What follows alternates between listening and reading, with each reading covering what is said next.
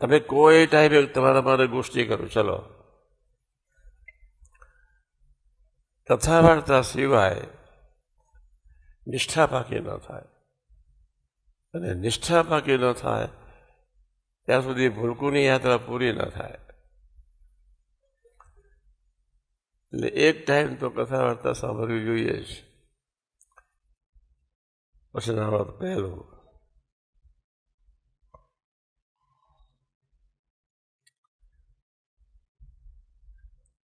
હરિધામ વાસીઓ બધા વાતો ખૂબ સાંભળો છે.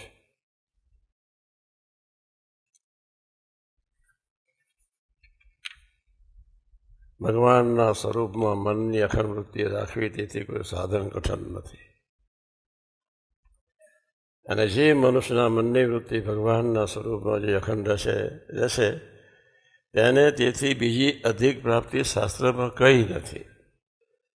કારણ જે ભગવાનની મૂર્તિ છે તે તો ચિંતામણી તુલ્ય છે.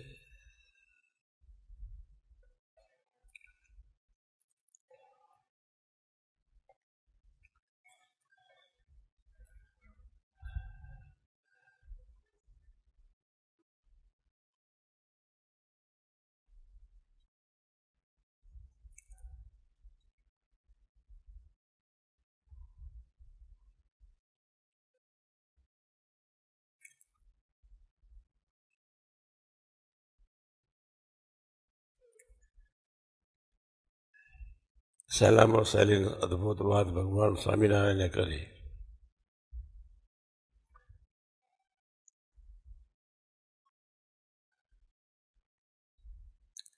અન્ય ક્ષેત્રે કૃતમ પાપમ તીર્થક્ષેત્રે વિનશ્યતિ, તીર્થક્ષેત્રે કૃતમ પાપમ વજ્રલેપ ભવિષ્યતિ. તે માટે સંતનો અવગુણ જો ન લે તો એને સત્સંગમાં દ્રઢ પ્રીતિ થાય. સત્સંગમાં દ્રઢ પ્રીતિ એટલે શું? મનુષ્ય ભાવ નહીં. સત્સંગમાં દ્રઢ પ્રીતિ એટલે શું? સહજ સ્મૃતિ. સત્સંગમાં દ્રઢ પ્રીતિ શું? સુહૃદ ભાવ વધતો જ જાય, વધતો જ જાય. ભગવતી સાથેની મૈત્રી વધતી જ જાય, વધતી જ જાય, વધતી જ જાય.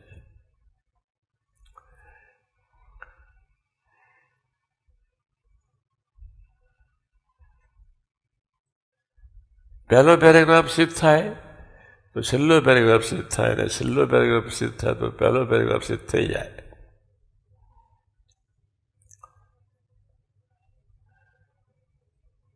આપણે એક નિશાન રાખીએ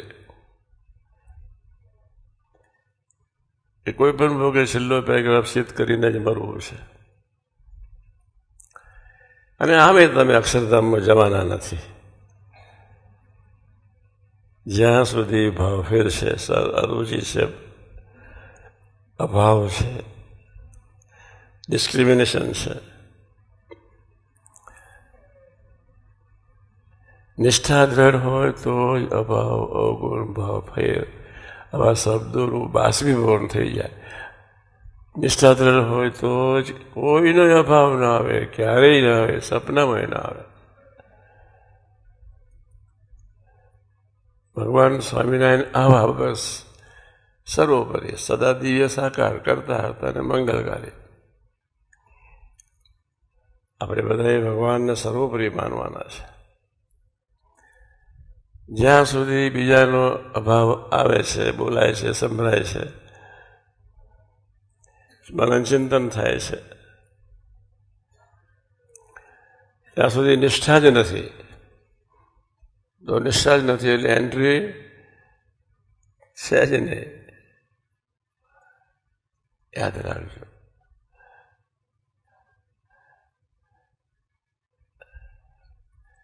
નિષ્ઠા નથી તો એન્ટ્રી નથી, ને એન્ટ્રી નથી, એન્ટ્રી છે તો જય સ્વામિનારાયણ પહેલો પેરેગ્રાફ સિદ્ધ થાય જ, થયેલો જ હોય.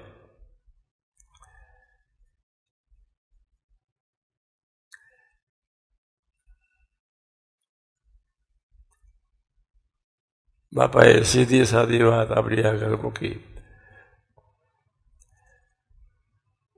અભાવ ગુણ ફલાનું ઠીકરામાં પડવું નહીં, ભગવાનનું ભજન કર્યા કરવું. બસ ભેંસના સિંગના ભેંસને ભારે આપણે માથે લઈને ન ફરવા, એ સ્વામીજી 1000 વખત નહીં, 2000 વખત નહીં, લાખ વખત બોલ્યા છે. બાહ્ય દ્રષ્ટિ છે તો બીજાનું જોવાય છે, બાહ્ય દ્રષ્ટિ નહીં હોય તો બીજાનું જોવાનું મન થવાનું છે જ નહીં.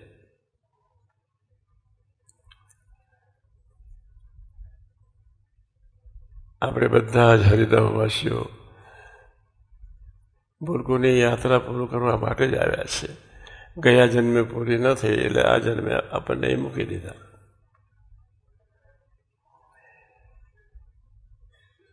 આ જન્મે જો અજમત કરી તો ફરી પાછું તો જય સ્વામી.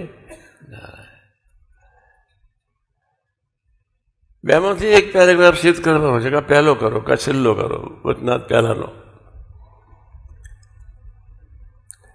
એટલે હું છેલ્લો પેરેગ્રાફ વાંચું છું આજે. જેની તમને ખબર છે કે અરે રુચિને ભાવને ભાવે શા માટે પણ સૌ સૌની ડારી બોલવે, આપણે શું બીજો નહીં બોલવે તો શાંતિથી બિચારાને મોકલશે, શું ઉતાર છે. આપણે પોતા માટે ઉતાર કરવાની છે. કોઈ પણ ભોગે સ્વયં સ્વરૂપ એકતા સિદ્ધ કરીને જ મરવું છે. કોઈ પણ ભોગે નિર્દોષ બુદ્ધિ દ્રઢ કરીને જ મરવું છે. સોહરત ભાવ દ્રઢ થાય તો નિર્દોષ બુદ્ધિ દ્રઢ થાય, ને નિર્દોષ બુદ્ધિ દ્રઢ થાય એટલે સોહરત ભાવ દ્રઢ થઈ જાય. એક જ સિક્કાની બે સાઈડ છે. નિર્દોષ બુદ્ધિ દ્રઢ થાય તો સોહરત ભાવ દ્રઢ થઈ જાય, નિર્દોષ બુદ્ધિ દ્રઢ થાય તો સોહરત ભાવ દ્રઢ થઈ જાય.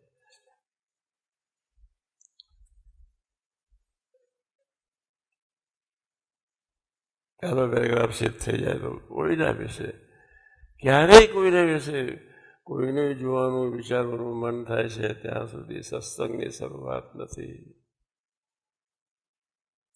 જોઈ ગયું, સંભળાઈ ગયું, બોલાઈ ગયું, સત્સંગની શરૂઆત જ નથી. તો પહેલો પેરેગ્રાફ આવે ક્યાંથી?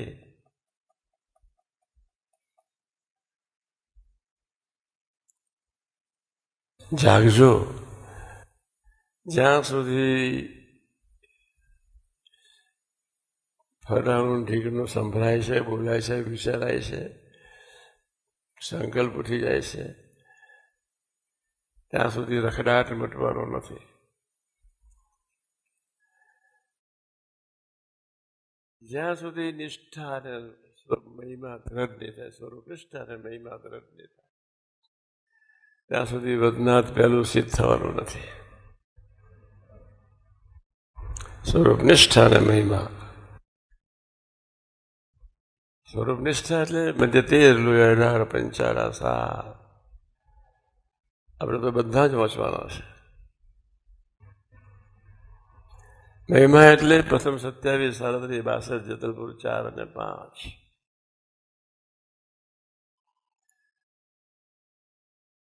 સ્વરૂપ નિષ્ઠા અને મહિમા.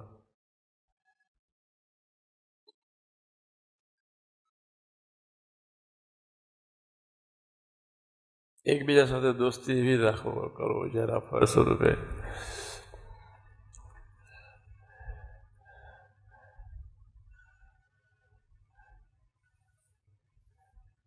અખંડ સંબંધે જીવી લેવાય.